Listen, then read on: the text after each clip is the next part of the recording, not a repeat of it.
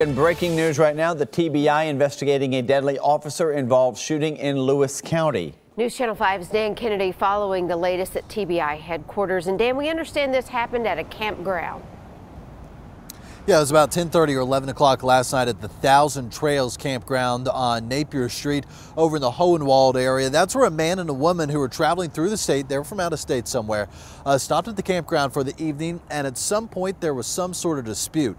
She called 911 saying she feared for her safety because the man she was traveling with had a weapon and he wouldn't put it down. So 2 Lewis County deputies responded out there to that Thousand Trails campground, and that's where they say much of the same thing. They say they ordered that man to put his weapon down, and when he wouldn't put it down for officers, that's when the deputies say one of them opened fire. Of course, the man was shot. He was transported to the hospital. That's where he was pronounced dead.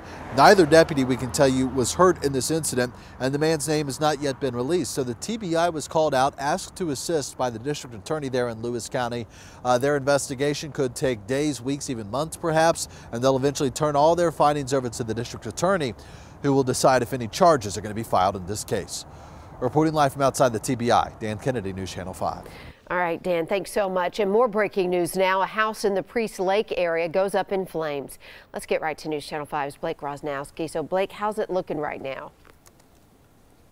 Amy, the house is not looking good. We're told it is a total loss by the fire crews who were on scene. And if you take a look, that's actually the home right there. And you can see clear through to the backyard because the top is totally burnt off all the way through to the windows. Just an absolute tragedy for this home. But take a look at some of the scene of what we were seeing earlier. You can see those crews battling that fire, smoke billowing into the sky, and flames coming from that house.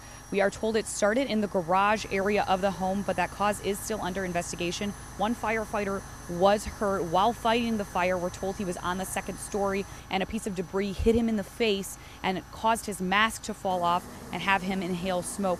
We're told he was taken to Vanderbilt, where he is expected to be okay. We are looking to get an update on his status as well. Again, crews are still here. We've got a fire investigator on scene. He says it will likely be several hours of him being on scene to try to figure out what exactly happened to cause this fire to spark. Live in Priest Lake, Blake Rosnowski, News Channel 5. Blake, thank you. And happening right now, an investigation into a shooting at a home in Luverne. Police say this was around 2:30 this morning at a home on Stonemark Trail. Police are not releasing much information right now. They do say at least one victim was taken to TriStar Stonecrest Medical Center for treatment. We'll bring you more information just as soon as they can give it to us in our newsroom. And developing news now out of Hermitage, where police have arrested an assault suspect. Mount Juliet PD chasing the guy across county lines before finally getting him. It eventually ended at Old Hickory Boulevard near I-40. Police tell us the man is a suspect in an assault. He was armed and he had drugs on him. He tried to get away. An officer tased him. The suspect then resisted again. We're working now to get the guy's name. Stay with News Channel 5 for updates. And right now, police are looking for Quantavious Galladay in connection with the shooting in Clarksville.